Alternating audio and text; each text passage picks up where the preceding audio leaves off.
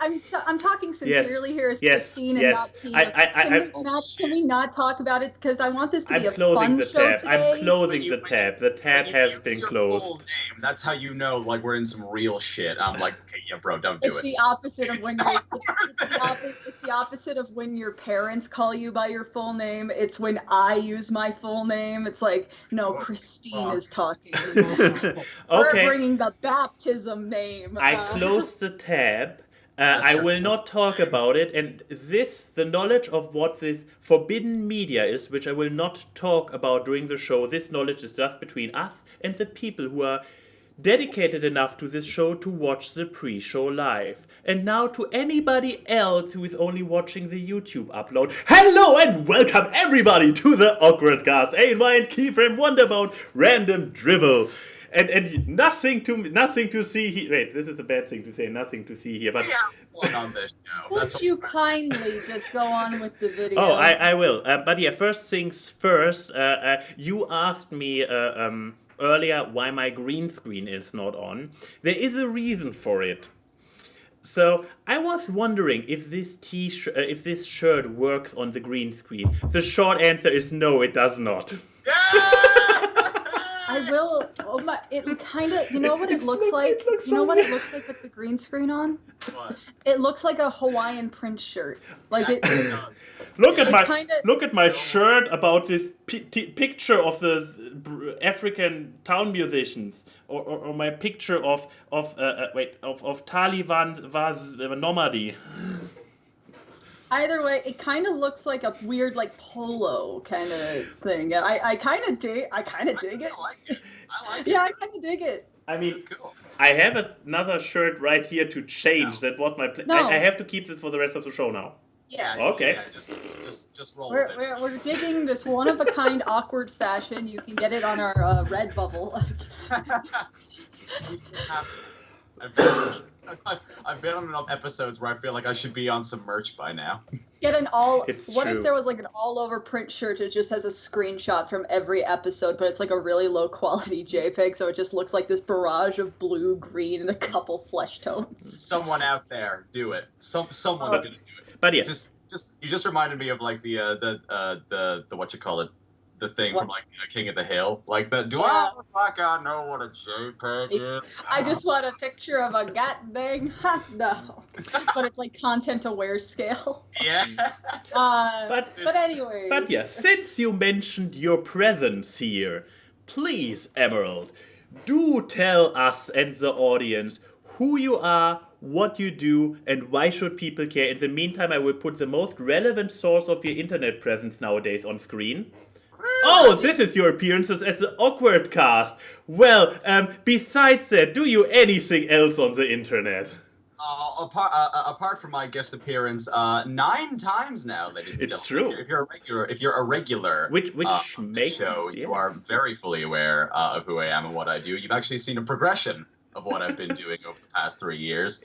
Formerly, I did YouTube videos that was all stuff that was Brony related, reviewing fan fiction, stuff like that. It's been a while. That's a cool background. Also, this is a new update of Emerald Comet. This is somebody who doesn't do YouTube anymore, and now officially, I suppose, I am a writer. I'm a director, an assistant director. Yeah. I work on movies. You're an Instagrammer. We followed you through uni. We watched you grow up. It's true. But yeah, here to see the current chart of quantity, who was how often on the AWKWARDCast. I'm not sure if it's readable to the audience. Do I need to zoom in more? Oh no, it's readable. At least on I can go in one more level. I'm seeing the readout of the stream and then just Chrissy on the left. So like I can't really see if I can. I can't really. I'll take your word for it. But yeah, you are tied in the first spot with Comet with Embers for with 9 appearances. We need to do something about British. British has only 6 appearances at this point. British has been so busy though. I don't want to bother him. He really is hard to reach sometimes. That's true. Yeah, but you know we'll figure out a way. But anyway, so what have you been up to in the Ireland during this crazy Backstreet Boys reunion tour? During the Backstreet Boys reunion tour, not sponsored by Game Grumps. I wish. Aaron, are you here? Wait. Yuri. Aaron, are you here? Jam it up the keyhole. Yuri, please, I will sponsor you. Yuri is losing his shit in the chat that I'm using Salesforce to track the AWKWARDCast. This is so strange. Like it's whatever works. It appears into your mouth. It's so weird. Yeah, it's weird when when the half the bottle is disappearing. Okay, now it's there. Like we're Game Grumps. Anyway, well, we're getting off topic a little bit. Let me turn off the distracting, graceful mink in the background. I feel like we should put like the Cowboy Bebop like slow fall music behind that. Just we need to put really sad scenes, but no, what I need to do is get a bunch of Skype backgrounds that is the moments before disaster. So like the mom in Attack on Titan before she gets eaten, or like the moment right before Spike gets, spoiler if you haven't seen, Cowboy Bebop has been out for when he gets shot, you know. Is it a 30-year-old show or like how old is it now at this stage? It's from the 90s, so it must be older, right? Cowboy Bebop because I'm trying to think about the manga at this point now. The 1998, the show came out. First episode aired on April 3rd, 1998. So it is a couple months older than me. I'm a little bit older than the show. I forget how old I am and how young everybody around me is. You're old! I am. Where's your ringtone from Theory Brony? The alarm clock of old. Wake up, old person. Anyways, what have you been up to, Emerald? You can tell this is a friend we have on the show because we go off the rails. It's like a weird ass tangent. Another thing you tie with Ambrose with is going off the rails during this show. Well, I feel like that if you know, like considering that I've been on here so many times and we've like we know each other, I feel like that we're used to just going off on weird ass like odd tangents or whatever. But no, yeah. So considering the fact that we are in the middle of the Backstreet Boys reunion tour, things have actually been like fairly okay over here. I live out practically in the middle of nowhere, so being able to like stay away from most other people is fine. I work in an industry with people who are mostly fine keeping to themselves anyway. So while a lot of other people freak out, we're just kind of like, well, this is Tuesday. This is totally fine. But I was in the middle of my last year of university for film and television production, which is now done. I'm now officially unemployed, but I've also graduated. So there's that. And because of the time that Ireland sort of like went into full lockdown, I did my part and hopped on Zoom with the rest of my year and finished all my classes that way, which was weird, you know, but it was like kind of all right because, you know, like I could just, if I didn't like something the lecturer was saying or like I just thought that it was long and boring and long-winded, I just turn the mic off, like a still image of myself going like this up on the screen, and then walk out, get a cup of tea, chat to my mom, come back in, all good, no love lost. But no, yeah, like that was kind of that, and then the up until now, basically what's happened is all of us produced, all 10 people who were in my year directed and produced their own short films. That we were hoping to do a screening for in May, but that's been pushed back now till about November, where we're all going to put them all together, go into a small cinema, throw them out. But in the meantime, what we've been doing is we've been putting stuff into film festivals. So local stuff in Ireland, international stuff, all that jazz. So one cool thing that happened is I put my short film, which is not my media talk tonight because I'm going to talk about something far better than anything I could pick. But I put it into the Los Angeles Film Awards, which are a monthly award thing. Yeah, I've heard of them. Yeah. So my film, Silent Starling, I put that into the category for Best New Director, and it ended up winning. So I am now officially. We have an award winner on the show now. Now the next time that he comes on, we have to put award-winning director Emerald Comet on the. That is actually a thing. I'm now officially award-winning director Emerald Comet. Why didn't you tell us that before so we could have put that for your intro instead of just nine-time appearance maker? Because nine-time appearance maker is funny. What you need to do now is go onto the YouTube you don't use anymore and make the banner your award. Oh yes, please. And just have it be all pony videos in the thing. Like every thumbnail just becomes, I won an award, bitch. No, you put the little film festival thing in the corner like they do with DVDs and just put... like a little laurel in the bottom right-hand corner. Yeah, that just says Los Angeles Film Award winner. Oh, please, you need to do that. That would be amazing. I might just do it. I might make like a fake laurel or something and then just like put it in the bottom right-hand corner of everything, so it's like a little watermark. Nice. That happened, and then between all that, there's two other things that we've been doing so far. Then it's been a case of like writing scripts, getting stuff ready so that when quarantine is over, we'll be able to like sort of hammer straight into making new stuff and producing new stuff. One thing is currently in the works that a very good friend of mine is directing and producing. Since the loss of our dear Papa Franco from the memosphere, we have decided that we are going to make a new meme show. This meme show is going to be released hopefully soon. I can't divulge too much information about it, but the brief synopsis is my dear friend who helped me on my film and who I love oh so much. His character is visited by an apparition of Shrek. Ooh. And he begins to have these hallucinations. He all of a sudden despises onions and doesn't eat them for about 2 years. And he is contacted by a group of people known as the Cult of Drek, who is the Blue Shrek, the leader of which is played by me. So my character tries to tell him that Shrek is an evil entity who is attempting to take over the world, and that he needs to help me defeat him. The show is going to be called The Second Lair, and it will hopefully be released on YouTube very soon. Episode 1 and 2 are currently done filming. Mm-hmm. We are wrapping up episode 3 next Wednesday, so stay tuned for that, because it's going to be the greatest thing that you have all ever seen in your entire lives. Every frame is composed to look like a meme. Like Lost, like the fucking, like the Chad, like yes thing. Like that's a shot. The Second Layer, starring Los Angeles Film Award winner Emerald Comet. You better believe it. How? I mean, it's like Martin Scorsese being in Shark Tale. It's one of those things where it's like, Academy Award winner Martin Scorsese as the pufferfish. Yeah. But how are we going to know about this? Will you announce it on your Twitter, on your YouTube, on your main? Twitter. No, he hasn't. He hasn't. Oh yeah.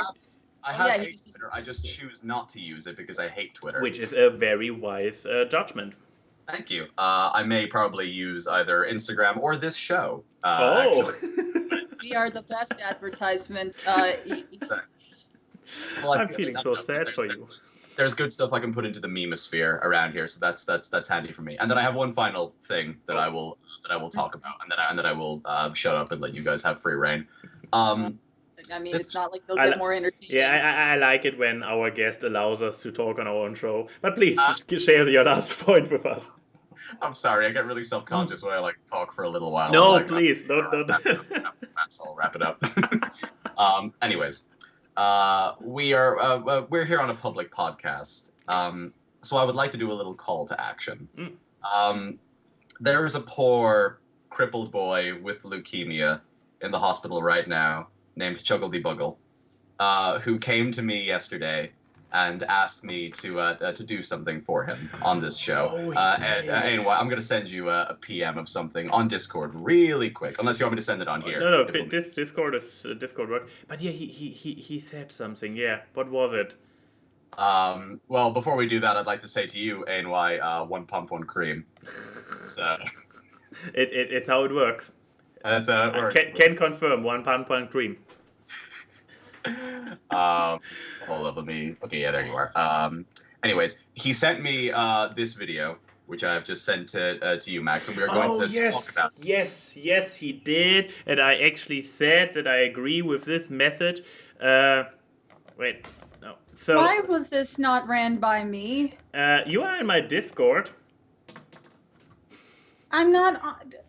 The thing is, probably shares a link in the Skype as well. So since Keyframe hasn't seen it, so that she can watch it with us at the same time. By all means. Anyways, this is a video of Mr. H. John Benjamin, the voice. Oh, I've seen this. Oh yeah, I've seen this. And okay, I follow John on Twitter. I've seen this. Oh. Yeah.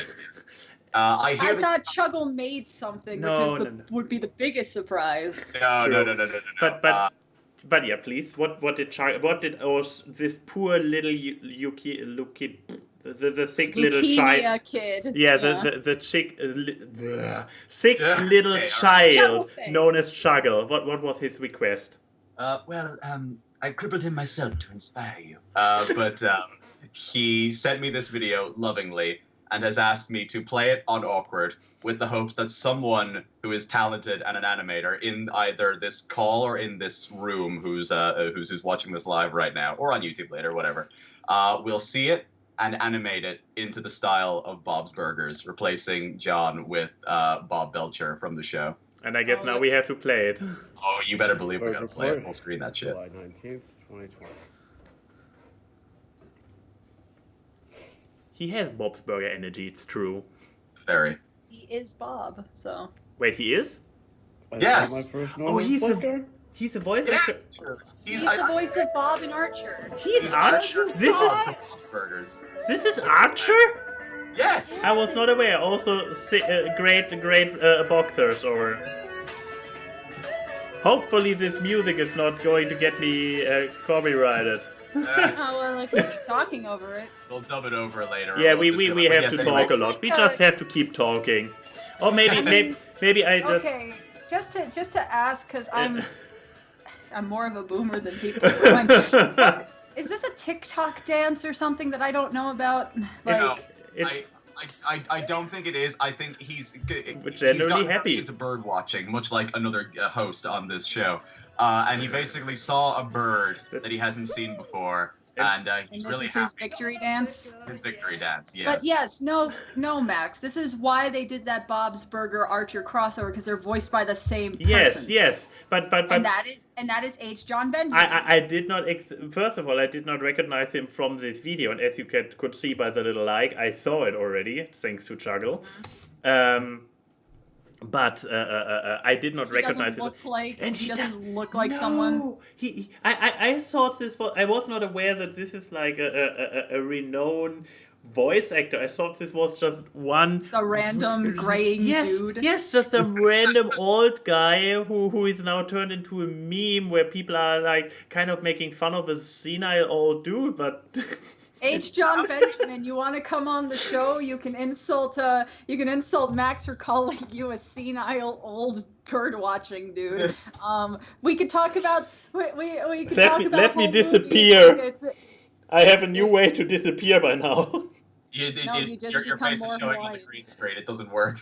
Yeah, but no, just hey, if this is the reason that we would get renowned voice actor H. John Benjamin on the show, I wouldn't mind that. Oh, God. Well, thank you, Sam. I mean, if somebody goes in and animates it, and this goes viral, and he sees it, and then we are like, yeah, the call for the animation came from here. Yeah, I mean, wouldn't be the weirdest thing that would happen because someone on the internet made an animation. There's someone who storyboards on Bob's Burgers now because they made a fan animation of Bob's Burgers meeting the Archer cast. Like in total Bob's Burger style and splicing audio from the episodes together to make like a cohesive episode. It's actually really good. It's linked in the description. Yes, please. I saw like a Game Grumps animated that's like a couple of years old now at this stage, but the top comment on the video was, "Yo, just so you know, this guy's an animator for Rick and Morty now." And I'm like, hell yeah. Oh yeah. Yeah, it's insane when you see where animators that you watch back in the day are now. It's crazy.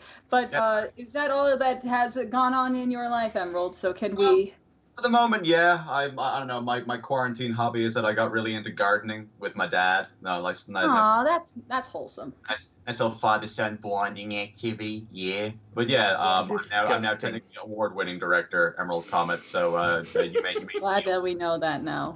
But that's me. That's me. I guess I'll just quickly do mine because I didn't have much happen. Because you actually left the house today, so you have something to say. I break lockdown again. This becomes a weekly thing now. Anyways, yes, please. But no. Oh yeah, how terrible! You left the house to go into another house that's out in the country. So, but no. Basically, all I did this week was a lot of adult shit, which was cleaning. Like I had like 5 years from high school even worth of art stuff and work and papers and everything, filling my closet, filling filing cabinets. There was a drawer in the dresser that's meant for clothes that was just all full of shit, and I went through all of it, and now it's basically condensed down into this tiny shelf back here I got from Target, and this file and a filing cabinet that I have over here, which is insane. But one of the cool things I found during my journeys is I found probably the first drawings I ever did. Oh boy. So I think I've told this story to Max. I don't think I've ever said it on the podcast of like how I got started in quote unquote taking drawing seriously.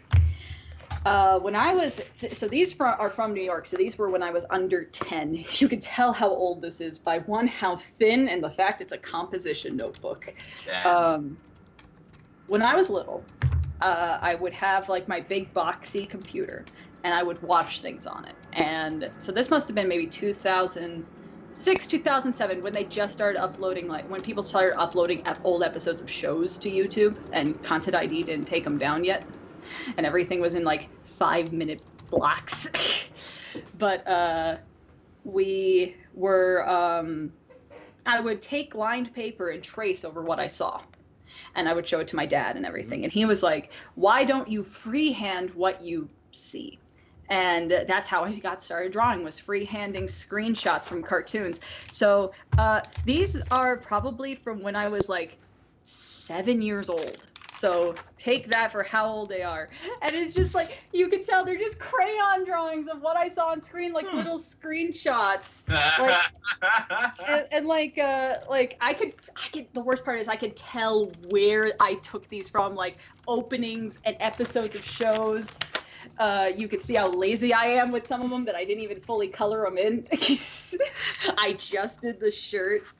And like, honestly, this one is one I'm actually proud of that I did when I was 7 years old. It's like, that's actually pretty okay. He's the best kid, so you know. There's one that I'm thoroughly impressed that I did when I was so young, as I remember drawing this. This. Is this Mumra? That's not bad. No, this is, you would think, no, this is a villain from a What's New Scooby-Doo episode. Oh.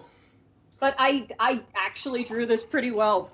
And yeah, I was just going through all these and seeing them and being so, I think you could see my journey from the beginning, that by the end of this book, this is actually not a terrible drawing of Shaggy.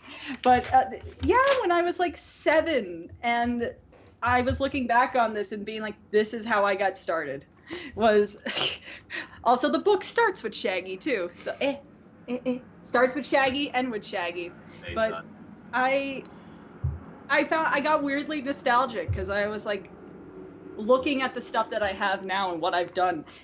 It all started with a tiny little composition book because my dad told me to do something. I just want to point out that you just disproved the claim that that something like talent is not a thing, and that it's all nurture, like a honed skill, because I mean, first of all, I don't have drawings back from when I was 7, and second of all, I recall what they looked like, and they did not look like that.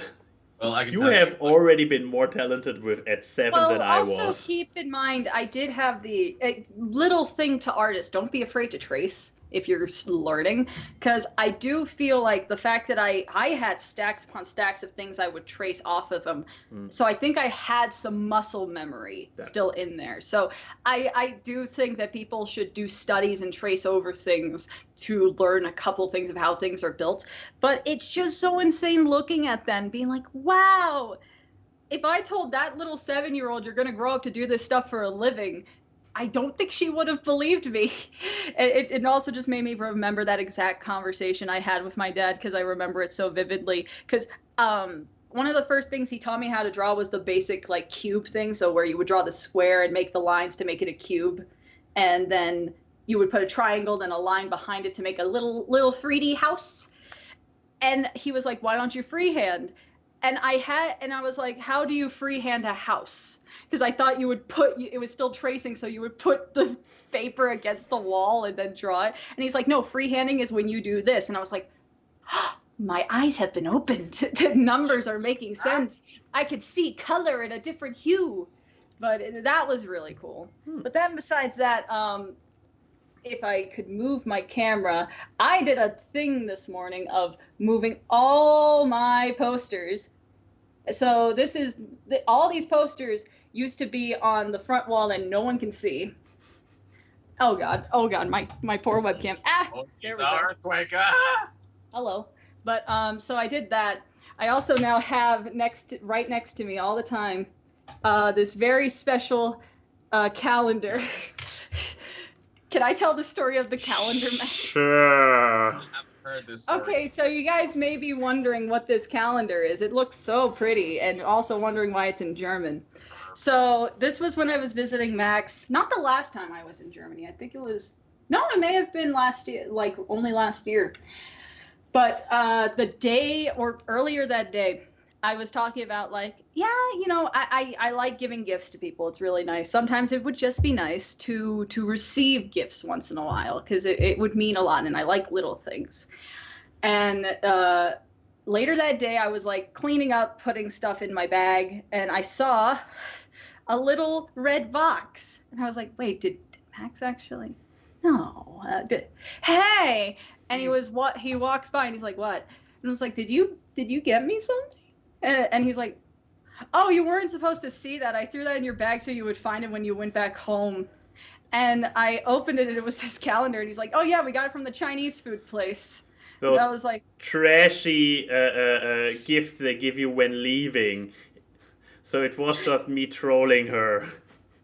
Yeah, and then I was like, oh, I thought you listened to the conversation we had the other day and got me something. And I've never seen his face shift to more of... That's the thing, I like trolling, but it's only fun as long as nobody's feelings get hurt. I laughed afterwards, but I think I was mostly laughing at him feeling bad. But now I kept it, because I do need a calendar. As a reminder, what a horrible person I am. Oh, why, you are not horrible. You're great. But no, I did keep it because I do need a calendar. So it's actually useful. So you gave me a useful present after all. You are welcome, question and then on the back, mark? And then on the back wall, is actually all of my personal stuff. So you got these two pieces of art of mine, not because I'm a narcissist, but because they're both signed by industry people. Like that one on the top is signed by someone who wrote the MLP movie, which is why it's Queen Novo. And that one's signed by the voice of Sunburst, who I met at Vancouver, real sweetie. He was shocked that I was the artist because people bought that specific print so much for autographs that year, that con, because both Kelly, the voice of Starlight, and him were there. So people kept getting them to sign it together. Because dirty shippers. Then you got this painting that KP made of my dad's pony that Gray made. This really cute little stitching of my OC in like Ponytown. And then inverted controls. Then this, which is done by Tony Fleeks, that Lauren commissioned me at EQLA in 2017, because I got her and you stuff from Tony, so she got me that in return. Because the ferret that you have behind you is from that same con. And that mostly because she got it for me, and Paper Man's one of my favorites. And then you got an autograph card Max gave me and us at Benihana, and then those, which people wonder why the fuck are they on the personal wall? It's because the story behind those are, oh, I hate webcams. The story behind those are at Salt Lake City, like Crystal Mountain Con. There was this little girl who was like maybe 12, 13, and her mom was able to get her a vending table, like putting it under the mom's name. And her table wasn't doing so hot, so I went over and bought $30 worth of stuff. And apparently when the mom came back, she was just going off about that, saying like, oh my goodness, this person bought all the stuff, and they're at the vendor hall too, and the mom came over and thanked me and all that. So it's a good memory, because apparently I made that girl's day, so I kept it. I know. Again, with the wholesome. This was the second time this show already. I know. I have a lot of wholesomeness. This is my wholesome wall behind me, so I can look up and be like, yeah, look at the people. Yeah, I have this too. It's called the Spirit Cabinet. No, okay. Say something. I need to bring the. I mean, oh, wow. No. I mean. The thing is that I could have made the counterpoint that your spirit cabinet also has like a bunch of gifts that I've given you and stuff from your childhood and things. So it's like there is wholesome stuff on that shelf. Psst, don't tell the audience. I need to keep my bad image up. No, my whole thing is ruining your bad image by showing you how much of a sweet person you are.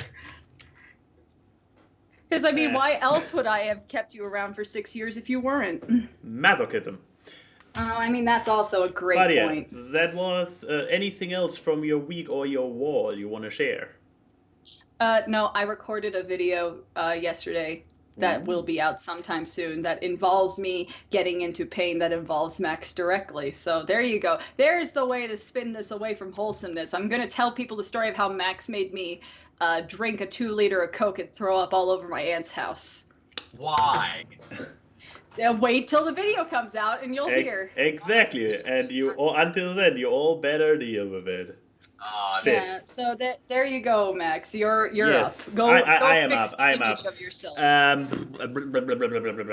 So the only real event happening this week which stood out was actually today, where as people who are following the chat very closely already noticed, I went over to the Yuri, and because when I believe it was last weekend where we went to his flat, or was it the one before? Time has no meaning anymore. There is no time. No, it really doesn't. I had this realization that in a week it'll be August, and I can't. This year's going slow and fast at the same time. I feel like I'm stuck in suspended animation. But yeah, there he is. But yeah, so yeah, when we went over to check out his flat, no, it must be longer because we have been trying to reach his building manager for weeks now. No, so when we went, we were like, he was like, hey, my new house, you guys need to come by. Barbecue, like with grilling and nice and summer activity. Exactly, and I was like, shit, dude, I haven't done this in forever. I need to come. I'm game, bro. So that's how you talk. I totally talk like that, bro. And yeah, so after obviously forgetting that we already agreed on this weekend, Yuri pointed out, hey, this weekend. I'm like, yes, definitely. And so we agreed that Denim and I come over for some nice lunchtime barbecuing, and which meant getting up at the ungodly hour of 8:30 on a Sunday to catch the train at 10. I know, right? Some people had more issues with it than others. I'm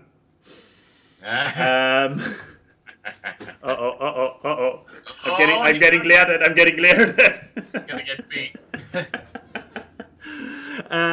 No, and it was like, yeah, we went there, we got a little bit of a tour of his new house. It's a very it's quite far out. I mean, especially since Berlin is a pretty big region, it feels even further out. Even though it's officially still part of Berlin.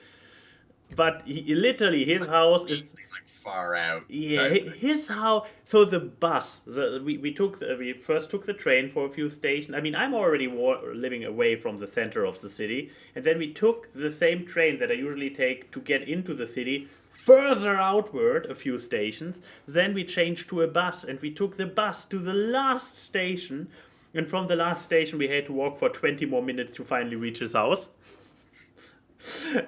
But okay, you say this, but literally your house is the last house before fields, before nothing. What's wrong with fields? You're Irish, you don't understand this, but normally, yeah, exactly, you're living in Ireland, so you don't understand that in other more populated countries, you have like many buildings together and fields are outside, and Yuri's house is literally the last one. Wild fox this morning. Darling. Yes. I know that you think that Ireland is all fields and mountains and skippy leprechauns who give people fake gold. We have cities.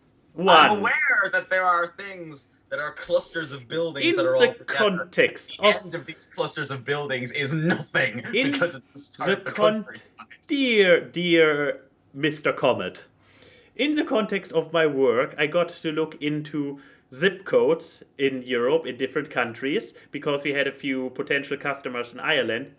You guys don't have zip codes. We needed to rewrite our address rules in our system to accept customers without a zip code, because outside of Dublin, where there's literally 1 or 2 digit numbers, there are no zip codes in Ireland. Yeah, we don't use zip codes. We don't use zip codes at all. We brought in a thing like 4 years ago. I'm sure if it's your organized German mind that this is all like ridiculous and like totally. It was my job to take care of the addresses. We never had a reason to. For so many years, it was like field. That shirt's grand. We'll figure it out. This was literally my point earlier. You told me I was wrong. I mean, here's the thing. Little do people know, the walls of Emerald's house are actually made of mushroom stock, because all Irish people just live in houses that are whimsical fairylands made of peat and leprechaun pins and mushrooms and Guinness bottles. So. I'm actually stoned every time I come on the show. I eat a small piece of the wall because it's the only way that I can deal with the two of them for an extended period of time. And then those kind of not magic mushrooms, you fucking lummox. What's the point then? Survival? I don't know, but I mean, we've met Emerald in real life. We can assure that he is only maybe 2 feet tall. He but why he lives in the mushroom is like Mario. He just takes it so he can bloop, bloop, bloop. And get bigger. Anyways, so Yuri's house. For your birthday, I've already figured out what you're gonna get. It's gonna be a really big box that's like actually has like a really small box inside of it. You need to keep unwrapping it and unwrapping it. And then it's just another one of these Chinese food calendars. No, it's gonna be a piece of paper with a drawing of a middle finger on it. Honestly, that is probably one of the most thoughtful gifts, given the effort that has to be taken. Oh, I'm dying. Continue talking. But yeah, Rona. I mean, I just went there to Yuri's place. He showed a little bit of the house, the garden, his plans for the garden, and due to the fact that he is currently on parental leave, he actually can put the time that his daughter doesn't require his attention into creating the vision he has for his new home, because he owns it. It's like bought. I mean, this flat here is for rent. He owns this house. He's a landowner now, and I believe he already was before, but now he's a double landowner. Now he's a super landowner. He is. And no, even though the weather kind of backfired, it was like all cloudy and in between raining, and it actually started pretty much pouring later on to a point where we needed to get inside. But yeah, we were still able to sit on the porch under a little roof, had the grill running, had some nice burgers and steak. Denim got to make little made funny faces as a baby. Yeah. So how to turn this around that it doesn't sound so wholesome. But yeah, I really just had a very nice time. I realized that this probably was my first barbecue since I moved to Berlin, unless there was maybe one with my family very early on in one of my first years here. But yeah, my first barbecue in years, and we were sitting having meat and we need to make sure our media is. Corn. Maybe we should talk about that media you were talking about to make this go back to cynical land. No. I'm just saying, there was to the people watching only on YouTube and stuff and not going to watch the live pre-show or something, the scream that Max let out when I talked about one specific part of the thing he was going to say in the media is the whole reason we're not doing it as the media today. Exactly. But talking about media, who wants to go first? Can I go first? I don't go first. Okay, then please do go first with whatever that is. I also want to wait. Pause for a second. Oh, I can pause for a second. I also just want to say, because some people have made this thought, I don't leave during the week segment because I don't like Max. It's because it's less rude to go and throw up during Max's segment than it is during the guest. Okay. Aww. Don't do this to me. Keep in mind, besides the people we live with and the people we work with, me and him are the ones that talk to each other the most in our lives. It's less rude. I know what happens in his life. I just wanted to say, she already knew that I visited Yuri before I even came into this call today. Can I give you something that might make you feel better? You threw up during my segment too? No, would you like to see my pussy? What? Oh my! Oh no, I'm getting Twitch! Oh no, pussy live on screen! It's a tuxedo! Look at the cutie! Oh. Sorry, I have a weak spot. I have a weak spot for black cats and tuxedo cats because those were the ones I owned. But Oreo and Max, good little babies. Anyways, so my media, I was watching Netflix while I was working the other day, and I like to listen to stand-up specials.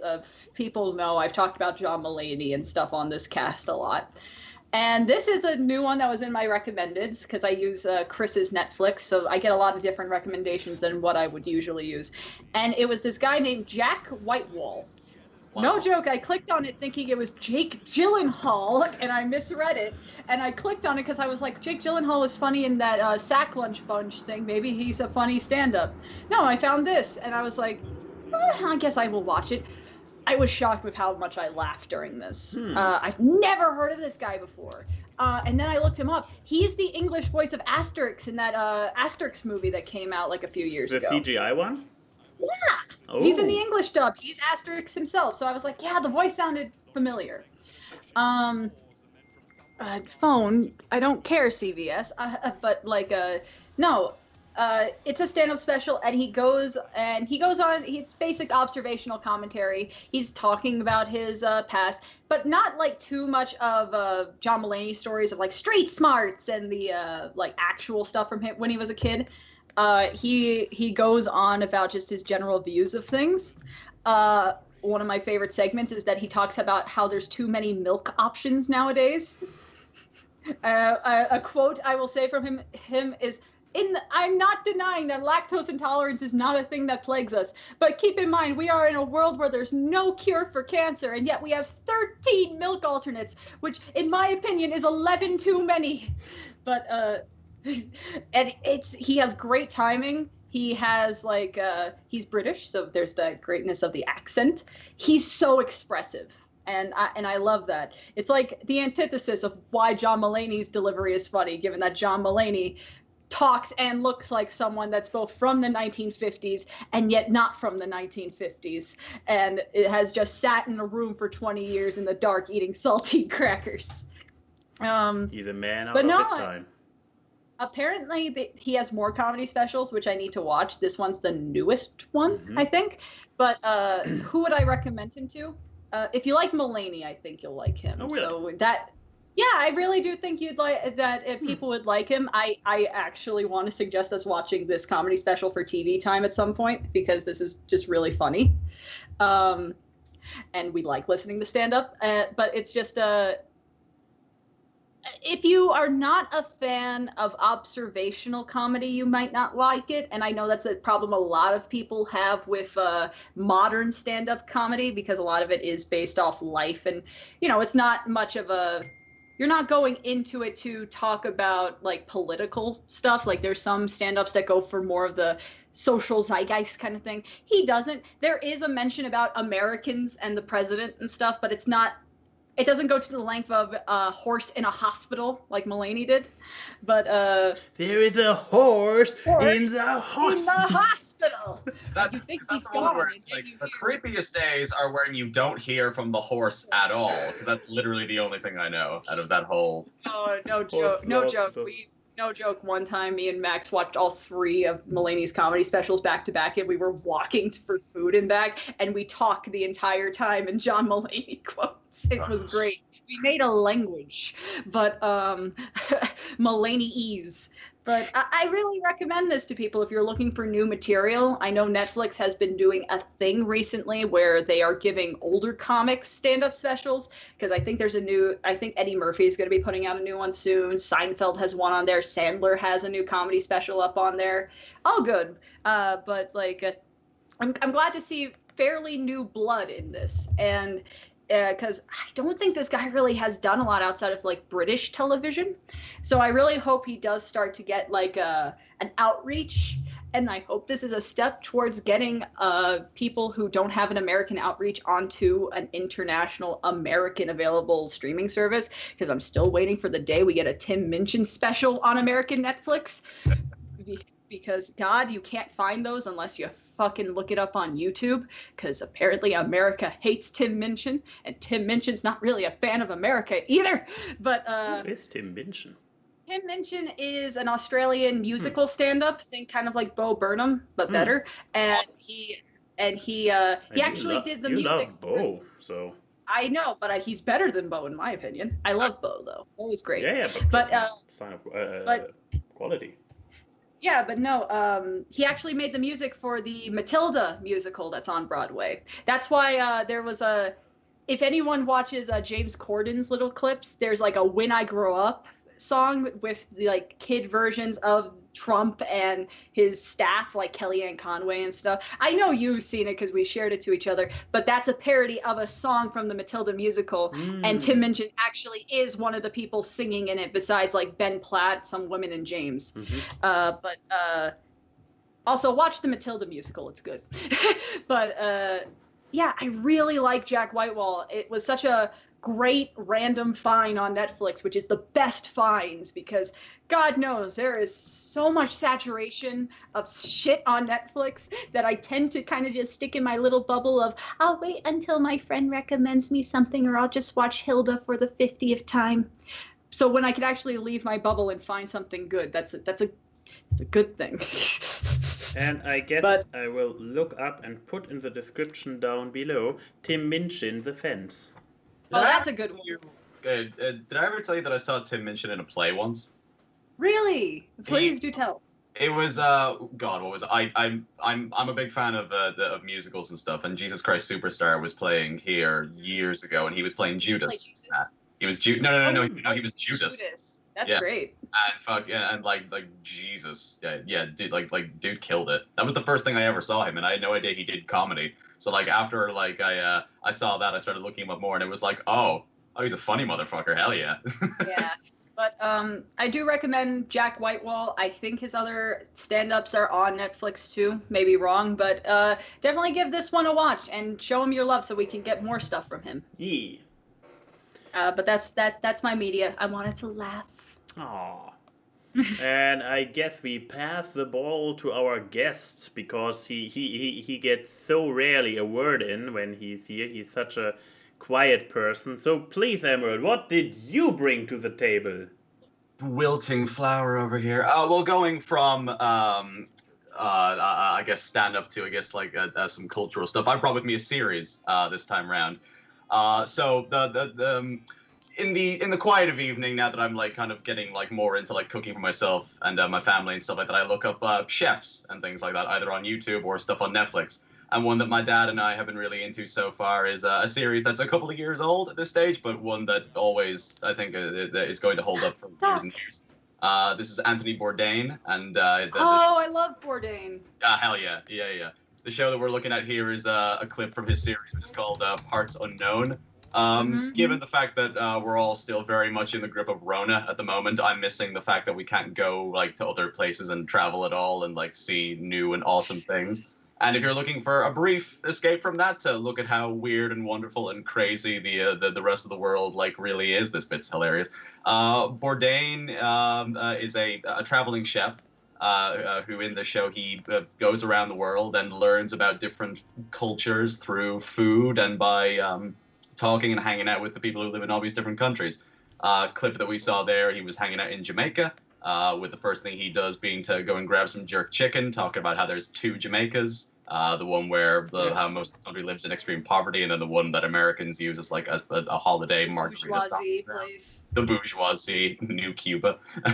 But no, yeah, like for to me, it's just a wonderful format for a show. It's this great like mix of seeing amazing new foods from all across the world, and it's sort of like he himself has this wonderfully funny, like kind of dark, but then also like kind of light at the same time. It's like the right enough injection of wholesomeness and like dark humor injected into the series. Like he'll go to a country that's been recently war ravaged, and like just like have a chat with the people who are trying to pick up the peace a little bit and like have a bit of a joke and a laugh and get drunk and eat or get a little bit stoned with them or like whatever just kind of happens. Parts Unknown is such a tragic show though. Very, yeah. Yeah, given how it kind of ended.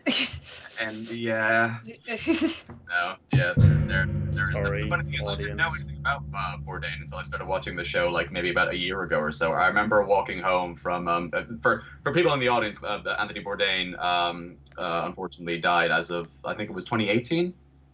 June 2018. June 2018, yeah.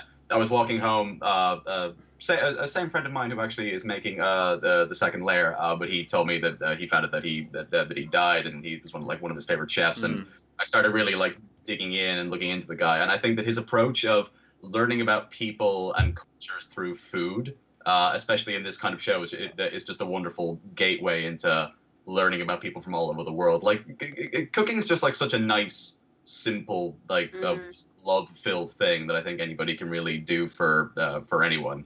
I mean, yeah, that's the best way to really understand, to learn more about a life that isn't your own. The best ways are the ways without language, or the best ways to get in, which is music and food and art. Like you would realize how much you start to understand of someone's culture once you see the creations of it, and that makes you go in to actually see the people behind the creations.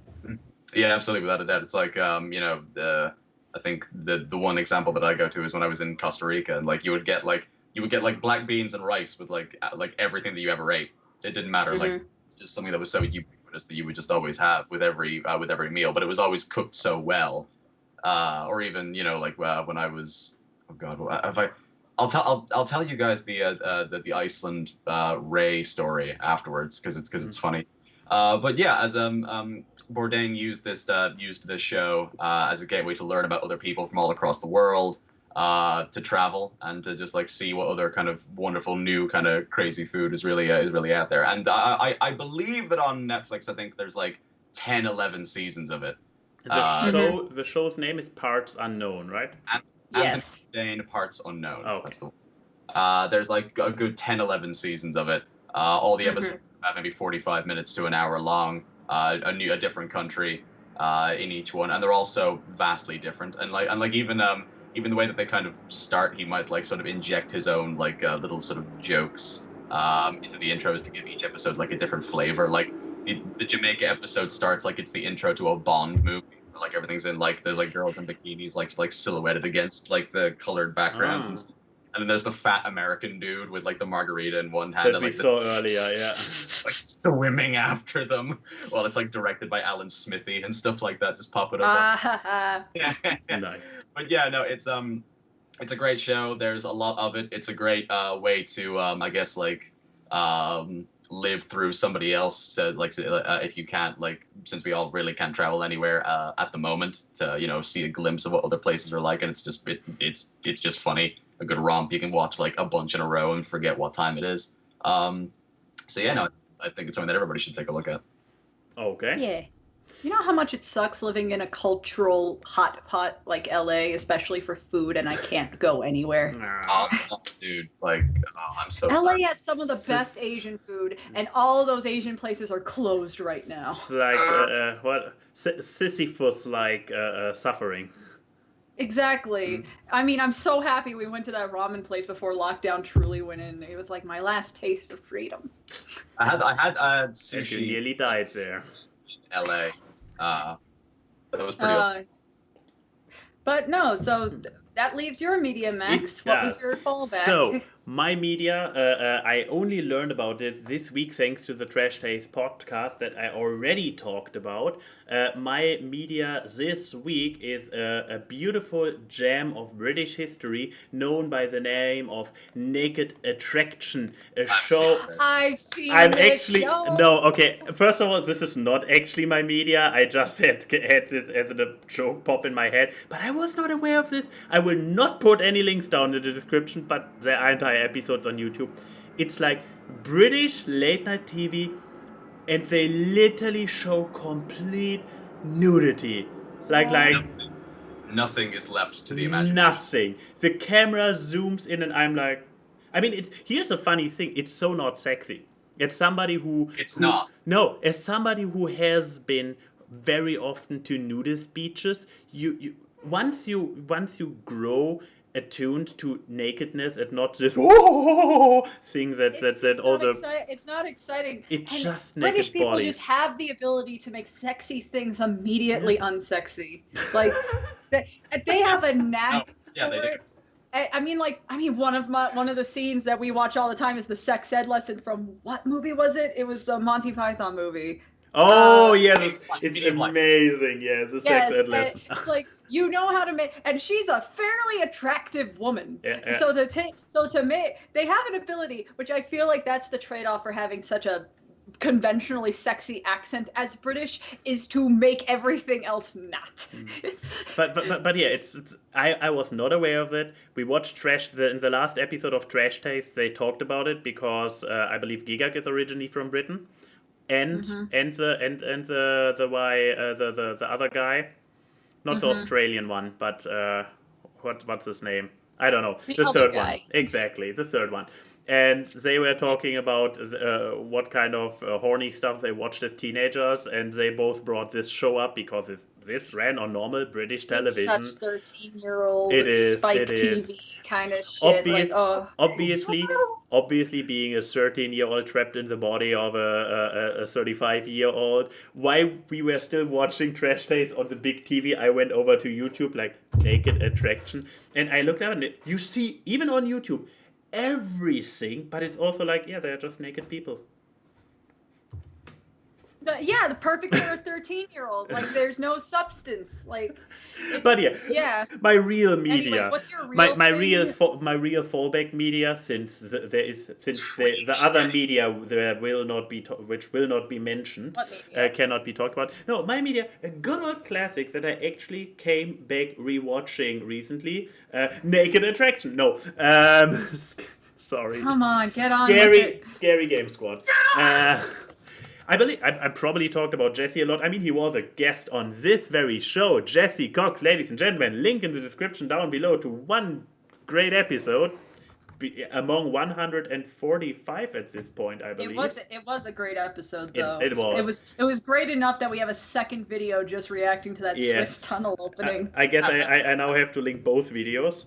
Yes, but Scary Game Squad. Yeah. Yes. So currently, recently, this is just a playlist of their one-shots to show a little bit off, but it's like Jesse Cox, on whose channel all those videos are, with his friends, which are the completionist, Gerard, Davis. I'm not even sure. Davis isn't he from,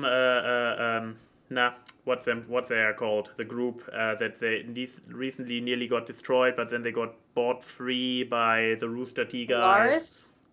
No, not Polaris. Isn't Davis from fuck, I forgot their name. And a third guy, a fourth guy, I mean. but the important. I mean, you don't see them anyways. But so they. Warp Zone. Warp Zone. Thank you. Yes. Thank you. Davis is from the Warp Zone. Of all people I don't know. I stopped watching them because ever since they became independent, they kind of suck.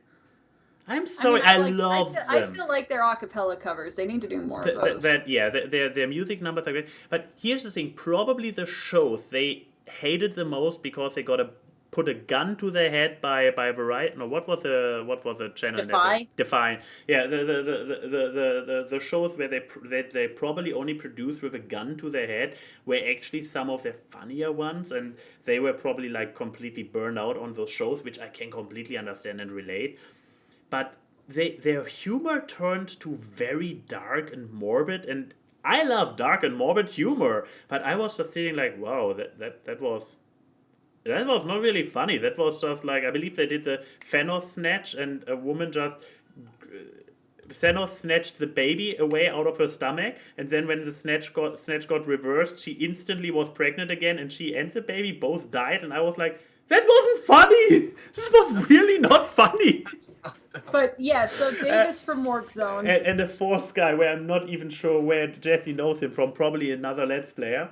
Oh god, I'm horrible. But yeah, so the funny thing is they just came together, aged like 6 years ago, to play PT together. And it's still my favorite. I love that one. It's absolutely brilliant. I'm not even sure which one to link because he has dozens of playlists on there. There are a lot phenomenal ones to start on. One that I'm currently watching is probably more for the later taste. They got a collection of demos and or indie games or whatever. It's like 10 titles in one select collection, and they're very, very strongly in range. So it's a little bit all over the place. There's a sneeze coming in. Bless you. But yeah, I will link one or two of their better series down below. PT obviously is a phenomenal one. What was the one we watched? It was one where it was like a bunch of short games, but it was like a VR setting, and you had to talk through a computer. That one's a good one to link. Stories Untold. Stories Untold, absolutely brilliant. I recommend this one, but they're also very brilliant games. But yeah, Stories Untold is a phenomenal series they played. Maybe I just link PT and Stories Untold, but no, what is it? So it's those four dudes coming together for 6 years now and playing slightly intoxicated horror games.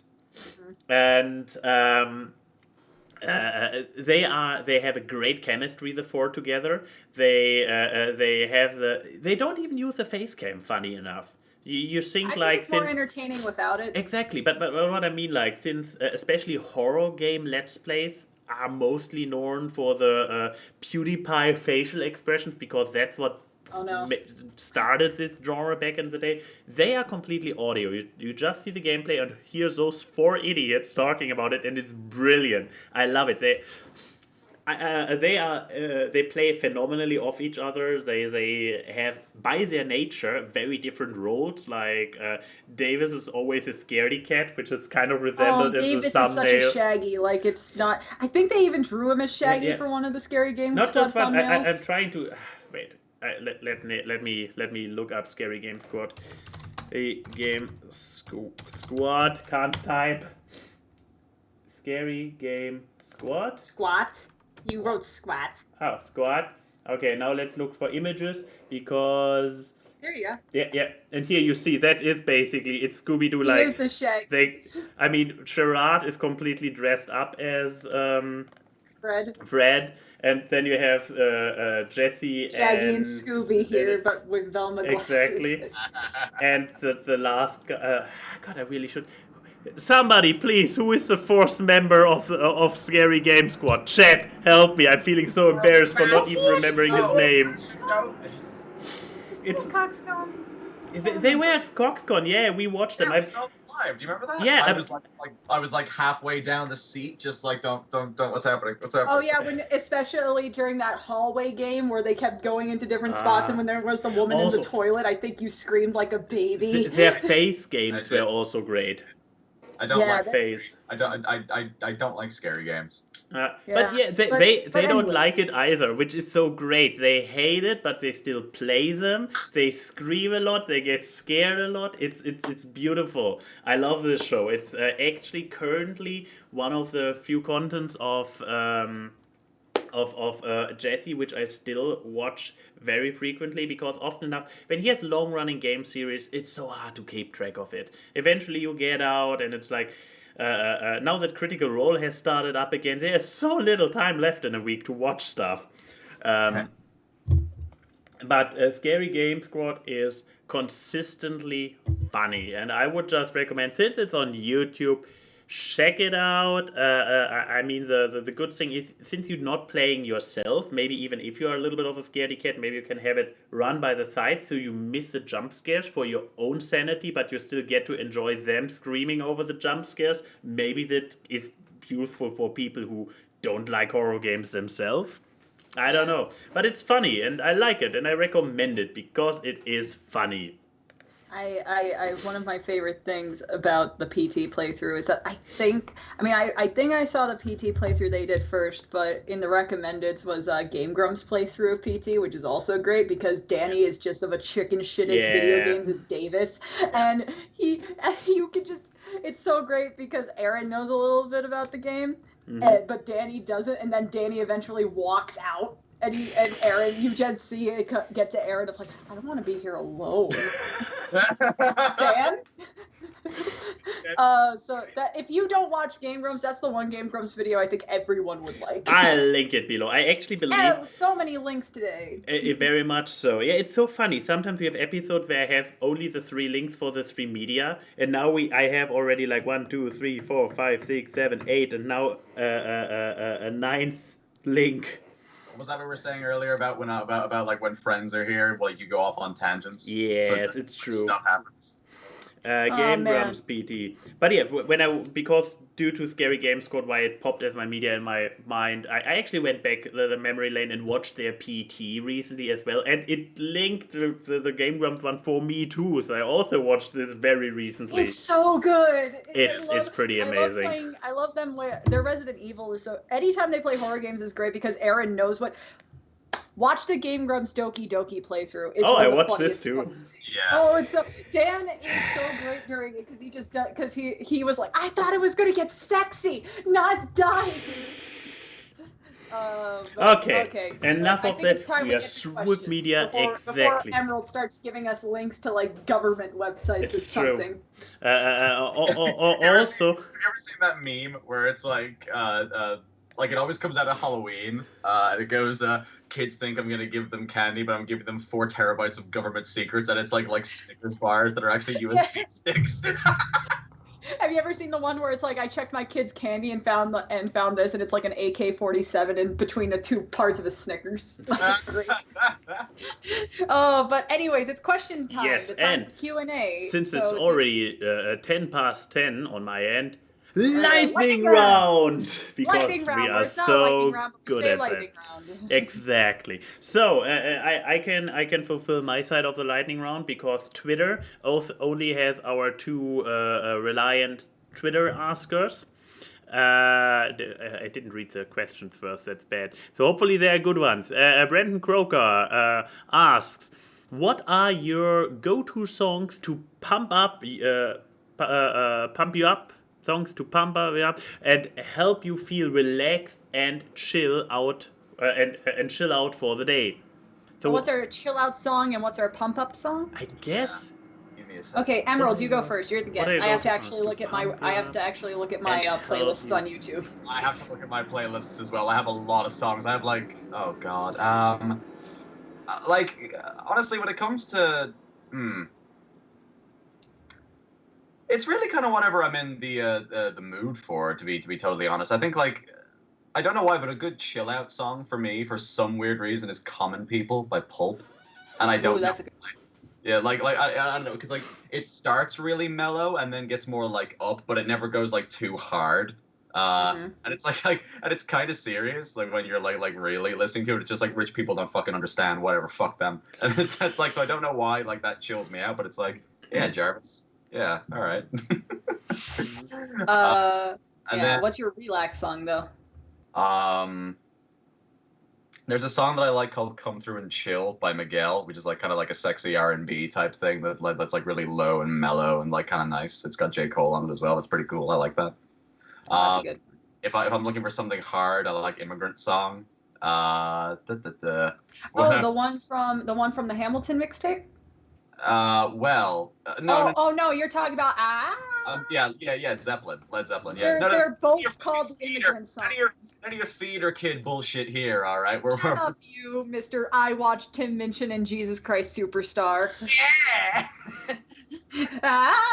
But okay, those are yours.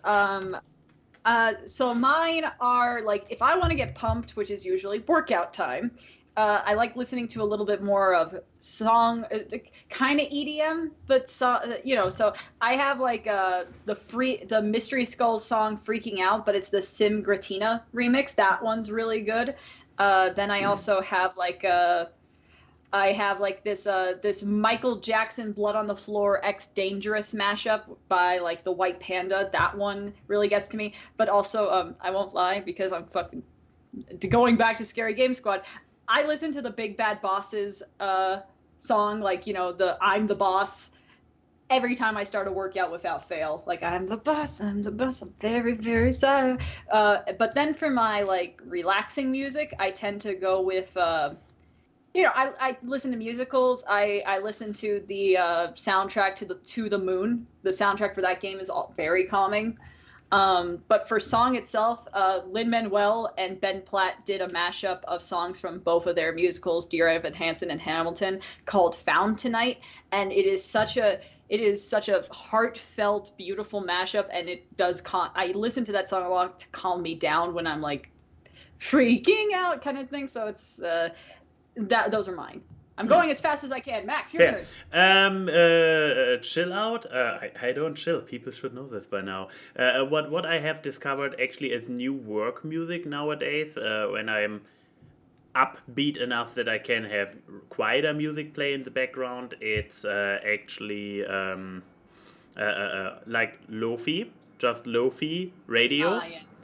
You can find them. The most popular ones, which are actually as radios, are the ones with a panda either walking down the street or sitting on his. Or not? Is it a red? I believe it's a red panda who is walking down the street in the rain or sitting on his bed and doing stuff. I don't even know. Like very rudimentary animations.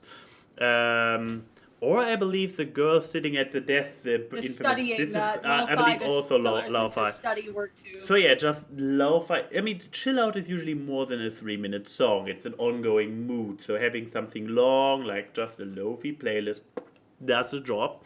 Pump up. Let's just go with one hell of a classic, Cannon Rock by Jerry C. Oh, that one's good. I think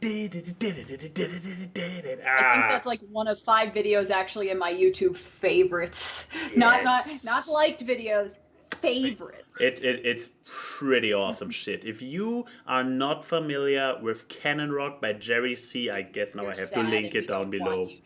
10 links. 10 links is really the limit. No more things that I have to link. Next one.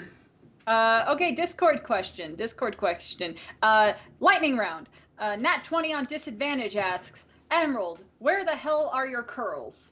I did my leaving cert, like my end of secondary school exams, that like were really stressful and stuff, and my curls just kind of went after that. I think the stress like knocked the curls out of my hair. But I am using like new shampoo and like new like product stuff that's got like hemp oil in it. And it's making my hair like more full and stuff like that. So hopefully they might come back. But if not, I don't know.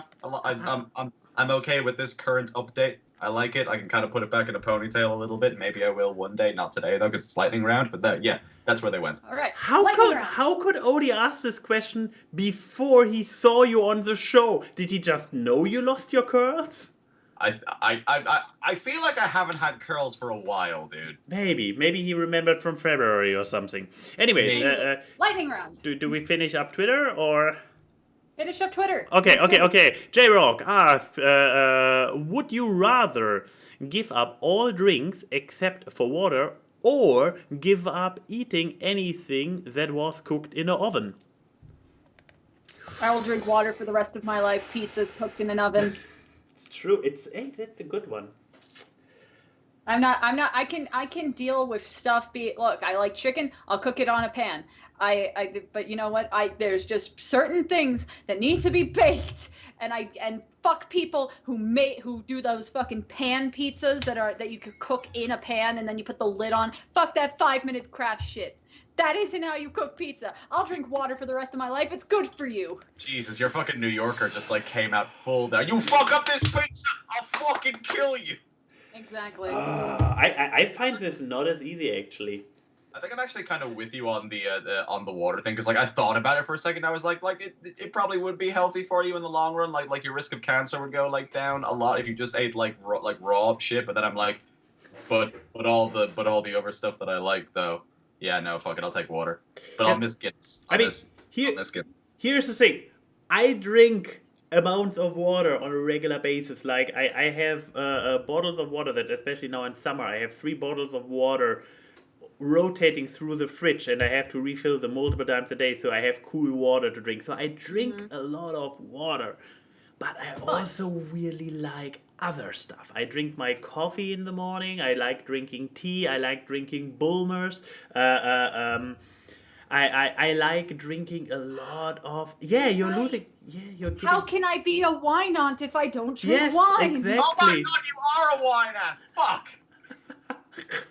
And I am an actual aunt nowadays, so that's true. And here is the thing why I would probably go with the other answer. While you are right that you're losing out on some dishes that are primarily only good out of the oven, there are at least alternatives to eat, while if you give up any drink but water, there's literally no alternative left. I'm sorry. I realize now that I have started a beef with Odie. Now he's going to send me angry memes now on Discord.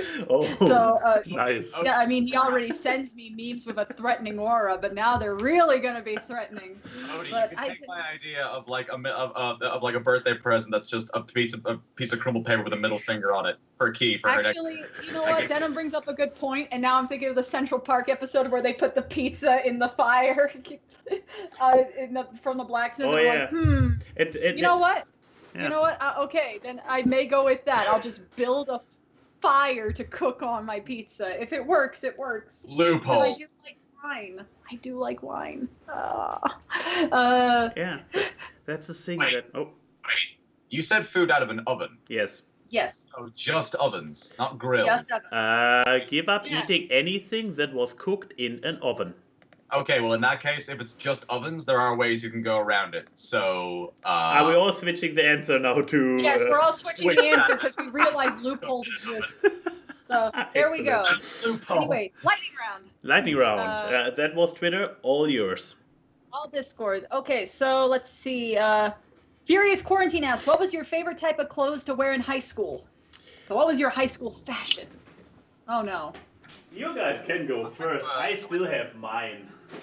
Oh, okay, well, go. Go, Emerald. Oh, sorry. You said talk.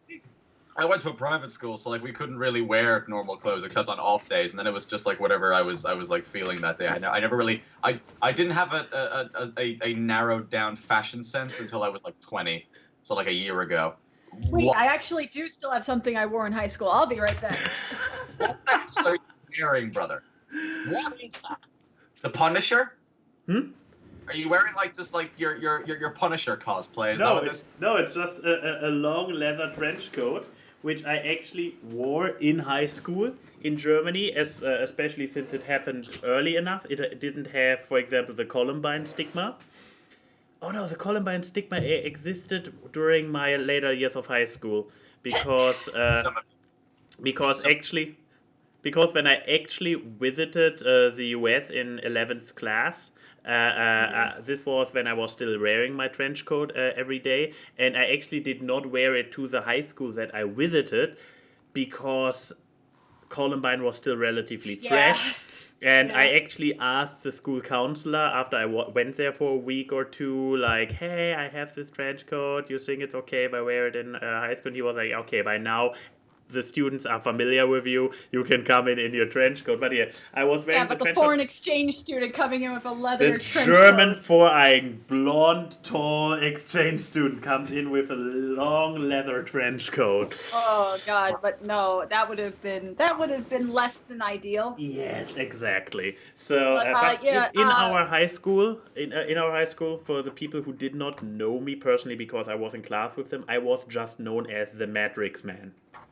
The Matrix. It is a school. That's great.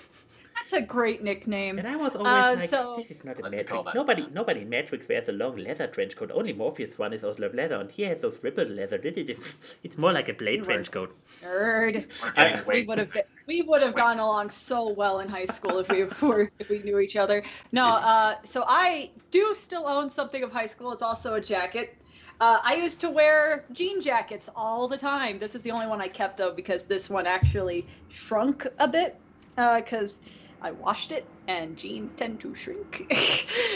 So this one I kept, and the big thing about it was a lot of them fell off, but I used to get iron-on patches that I would put on the pockets. Hey. So I have Love and Peace and the Beatles Saturday Morning cartoon. And I actually saw something that people have been doing where they paint on the back of their jean jacket. So I may do it with this one. I actually have had an idea for someone's birthday to paint a Kraken on the back of it and send it to them. We don't know who that person is. But they won't remember. But so yeah, I used to wear a lot of jean jackets. My style has not changed. I wear graphic T-shirts all the time. I wore a lot of band shirts, a lot of cartoons or music groups. I think I still have every Beatles shirt I've ever owned in my entire life in the closet because I refuse to throw them away. I believe you did. Yeah, but then I just. I think I have all that, and then with pants, I never wore shorts. Very crazy, given that I wear shorts probably more than I wear any other pants nowadays, but that's because I didn't have the sexy legs that I do now back when I was in high school. High school Chrissy had no body confidence. So, a lot of sweatpants. Also, you live in California, so, you need to. Yeah, Indiana was very cold. A lot of sweaters. I think one of the reasons I wear a sweater for my OC now is because, except for California, everywhere I lived was cold. Because you got New York and you got Indiana, both northern areas of the U.S., and they got fucking polar vortexes. But yeah, so that was my fashion has not changed much. Everything else has, but not my fashion. Lightning round. Lightning round. Sorry, I had to breathe. All right. Shut up, Denim. Okay, anyway, so let's see. My Little Ukulele asks, to everyone, seeing it's almost been a year since BronyCon, what is your favorite memory? My favorite memory is Max texting me on the phone saying how much the guitar sold, and it being that long string of this one. I was at my table, and keep in mind, I was lonely during a lot of BronyCon because the line to get into the vendor hall was insane, so I barely saw my friends.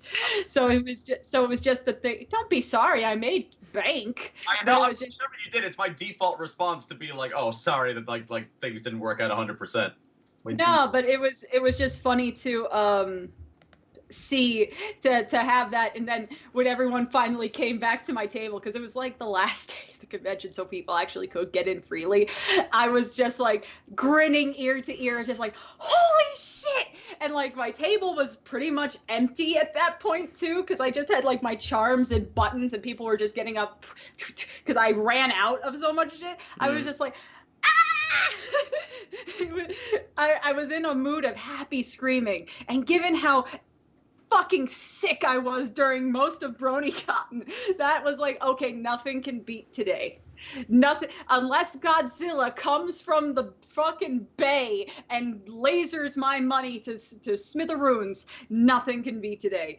The last day of BronyCon was awesome. And I will be right back. You guys talk amongst yourselves. Cool, no doubt. But yeah. That's a good memory. I dig that. Go on, tell me yours. What? No, yours first. I'm trying. I'm still working on it. The after party. That yeah. The one in the suite. 100%, dude. Oh, that was pretty. That was pretty insane. That big ass group picture that we all took. I sword fought Lux. Actually, hang on a second. I'll give some context to this. My dog's behind me, so I don't want to run her over. So fucking Luximus, another dear friend of mine, she painted this and gave one to everybody who's in our. Oh yes.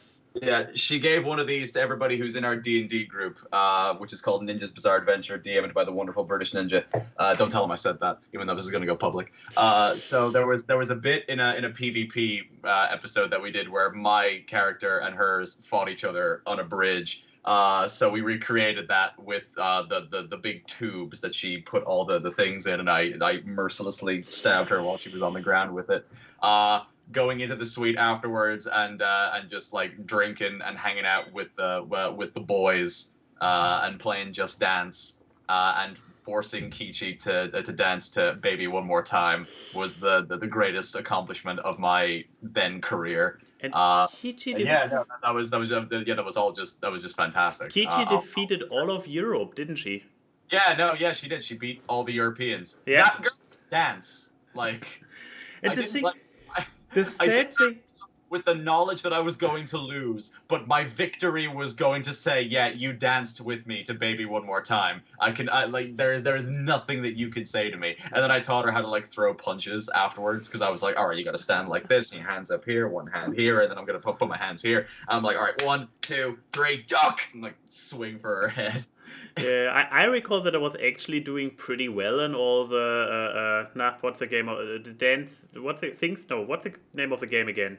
Not Just Dance. Just Dance. Yeah, that I was actually pretty good at Just Dance, and then it was my turn to fight Kichi, and I did the horrible mistake of going with Let It Go for shits and giggles, and the choreography to Let It Go in Just Dance is just like girly swinging your arms and twirling, and I can do all the wild spastics, but I was so losing, and then I was like, well, I let all of Europe down. I was basically the last chance for Europe to beat Kichi, and Germany. You fucked us up. I did. I was the last chance of Europe, and I failed. I failed all of Europe in the battle against Kichi. But yeah, my favorite memory. Oh god, I'm still stuck on that myself now. Can I cheat and say the whole thing because I had a really great time being there? It's like it's all the small elements coming together, like spending time with your folks, the after party, spending more quiet moments. We had our obligatory pool party. We had fun panels to go to be on as well. Exploring a little bit of the area. Just the overall experience. So it's hard to pick one specific one out. Probably my last time. The last time where I got to base a little bit in being recognized by people. I know this is as narcissistic as it gets, but yeah, I guess that's my answer, kind of. That's pretty good. Next one then. Should we do how long have we gone? I believe you're muted, Keyframe. Yeah, you're still need to. Sorry. No problem. A little out of it right now. Don't worry about it. Should we go? I think there's one more question Okay. that I really like, Mm-hmm. and then we could do a fuck, marry, kill, because I do like this question from Nat20. Mm-hmm. Nat20 on Disadvantage asks, what's a content creator producer that you used to like a lot, but looking back on their content now can make you cringe? Myself. Who? Myself. Yes. I actually look back on my stuff with fondness, so no. here's the thing: a lot of entertainers that I find cringy nowadays, their content back then was cringy to me even then, because there's certain things like I know a lot of people are feeling that now about a Mr. Shin Dawson, but I never liked this stuff to begin with. So imitating me, fucker. But no, so I don't know. I don't really go back and look at stuff I used to. Okay, probably old Smosh, I guess, but that's a default answer because I think any younger person on YouTube watched Smosh at some point, unless you were like already older watching the internet. But like, people kind of just knew what Smosh was because it was one of those OG tubers. But looking back, because I have watched some of their newer stuff now, and I think their newer stuff is actually pretty okay. But their older stuff, looking back on it, it's like, man, we were not funny back in the 2000s and early 2010s. What was our sense of humor that this Fred used to be the most popular channel on YouTube, and we have nothing to blame for it but the viewing audience. Exactly. So there you go. The thing is, I was actually going to say Fred for mine, and that was going to lead me into a really quick story about how I had a boomer moment. What was your boomer moment?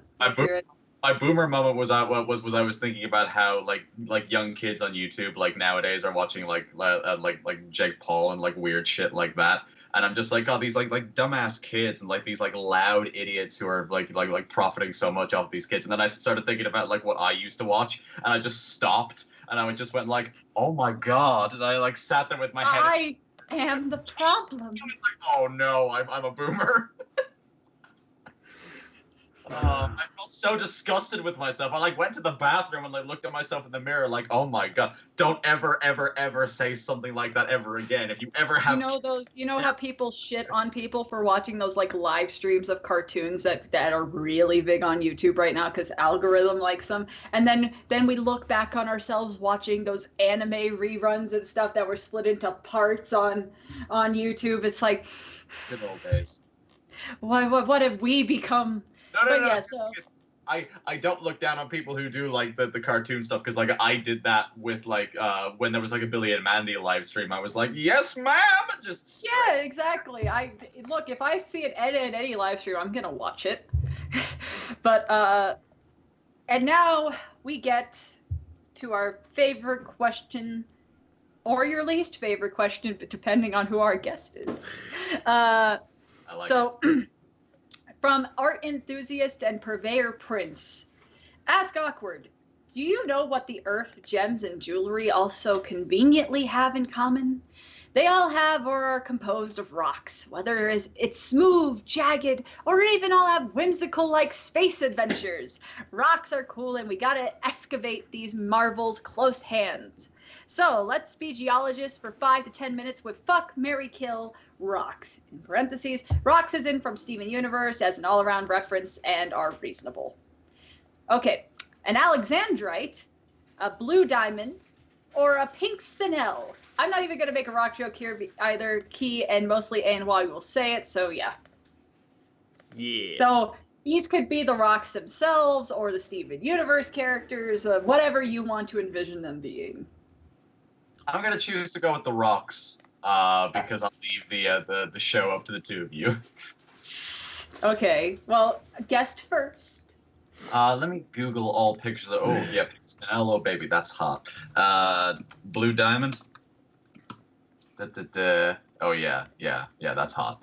All right, so I am going to go with...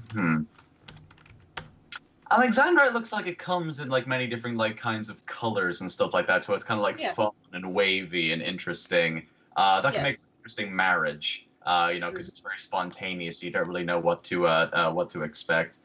I will say I would marry the Alexandrite.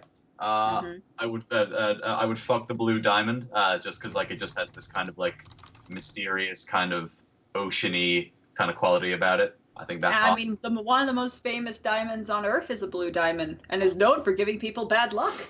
Is it? Yeah, the Hope Diamond. Well, listen, I can't do any worse, so why not stick your dick in crazy just one time? So yeah, let's go with fuck the blue diamond, and then I'd kill the spinel. I don't know, like I don't like pink gemstones. I just don't. I don't know. I just don't. So that's me. I know I'm not a horrible person. So all right, well, he's marrying the Alexandrite. He went into the proper order, so he married Alexandrite, fucked the blue diamond, and killed Spinel. Okay. So it's your turn, Max. But yeah, he also just went argument-wise, he went completely by the gemstones. Yeah, so, not the character. So I obviously will go with the characters then. Yeah. Okay, so I will. Did he take all the good? No. I'm just trying to figure out what to do with Blue Diamond. You don't want to fuck a giant woman. All I want to stick my dick into a giant woman. It's not hard to change the lyrics. It is disturbingly easy. So I guess I marry Blue Diamond. Mm-hmm. Just to fuck Keyframe over and take the gold digger answer away. So it's basically So it's basically royalty at this point. Also here's the thing. Oh no, I'm marrying her. Also, yeah, after she got a chill pill and stopped making everybody cry. She makes happy clouds. Exactly, she makes no happy clouds, and if you wanna just chill and relax, you go and are like, hey, honey, do your thing. And then she gives me one of those super relaxation mood clouds. Drunk clouds. Yeah, drunk clouds. And I can just get to my veins. Exactly, and I can just chill on the crowd, and maybe even I can finally calm down for a bit. So yeah, obviously, that's never you're gonna be like Steven in that episode, and the cloud breaks because of your. And then obviously I will kill Alexandrite, because Alexandrite is useless. Even so, it is by the logic of the show one of the most powerful fusions, because it's a fuck ton of diamonds of gems all together, forming a crazy huge fusion zona.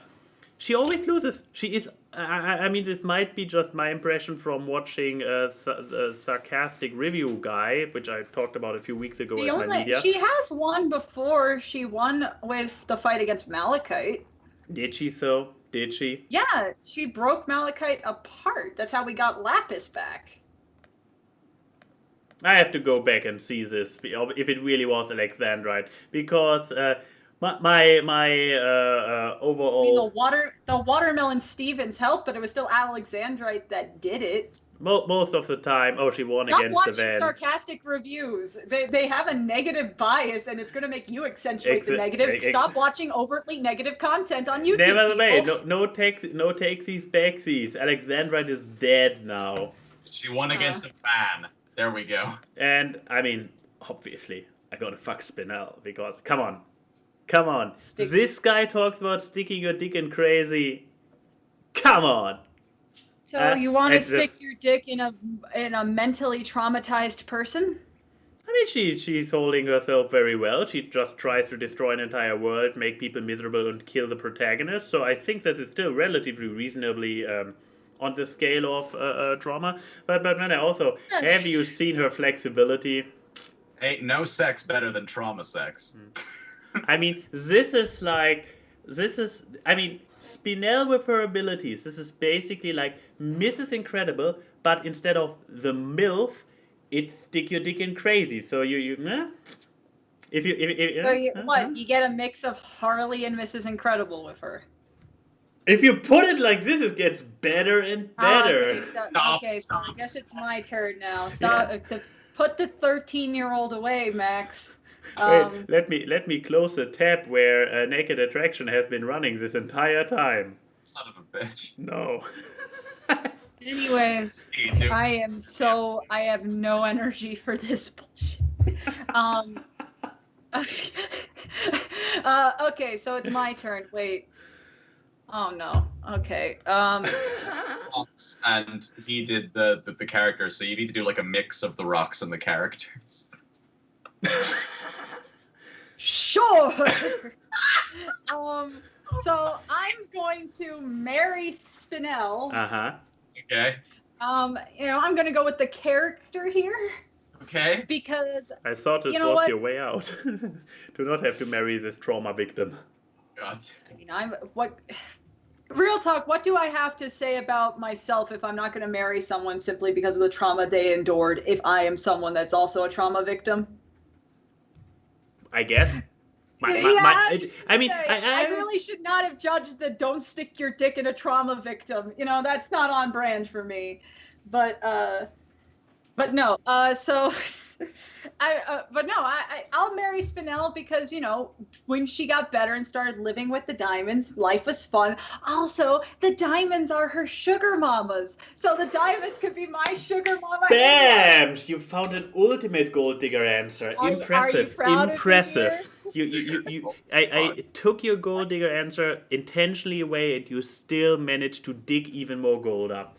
Impressive. Are you proud of me? That's a talent. That's an amazing talent. I'm glad to make you proud. No, so relatively. So that means I have to fuck. Yeah.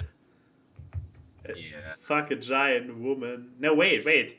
No, yeah, fuck a giant woman. As you already sang the song. And the song's actually about a fusion, so. But no, here's the thing. Do I go with The Rock? Because in all honesty, I don't want to stick a rock up there.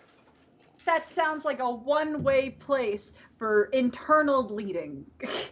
But if I pick the fusion, I guess it's an orgy, so sure. Cool, on brand, whatever. Anyways, What, Emerald? What? Are you judging me? There's no judging here. No. This is a podcast without judgment. It's just it's amazing how I never thought that we could do it, but we made a whole conversation about shagging rocks unbelievably awkward. Yeah. And you know what? You got to talk about fucking a rock, because you picked the actual gemstones, not the characters. I know. I did it for the meme. Where did you put that blue diamond, Emerald? Ask questions you don't want to know the answer to. And then I'm going to kill Blue Diamond, and I'm going to go for the rock here and not the character. You don't want to kill one of your sugar mamas? No, of course not. And also, isn't her life sad enough? Her power came from crying. No, but no, so I would kill the rock. Because you would kill Dwayne The Rock Johnson? Don't interrupt me. Anyways, that was the most real, awkward. Are we getting the post show now? I didn't even get my answer. Wait, you gave your answer. I can bring us back. Okay. We're back. Woo. Anyways, I would kill the rock. I would kill the rock of the blue diamond because going back to what I said during Emerald's part, one of the most famous diamonds on Earth is a blue diamond that is known for causing bad luck. So if I destroyed the blue diamond, maybe 2020 could get better. Hey! I know that now we can go to the post show. Jesus Christ. Awkward, go. All I wanna do is stick my dick into a giant woman, a giant woman. All I wanna be is someone who gets a squeeze, a giant woman. All I wanna do is help you fucking move, a giant woman, a giant woman. All I wanna be is someone who gets a squeeze, a giant woman. Oh, I know it would be great, and I just can't wait to stick my dick into Mega Crazy. If you give it a chance, you can smack that ass and try to dome this giant woman. Yeah, you might even trying to size it, and you never know, she may not even realize it. But if it were I'd fuck her, I won't lie. The giant woman, all I wanna do is stick my dick into a giant woman. Why did you make me write this one?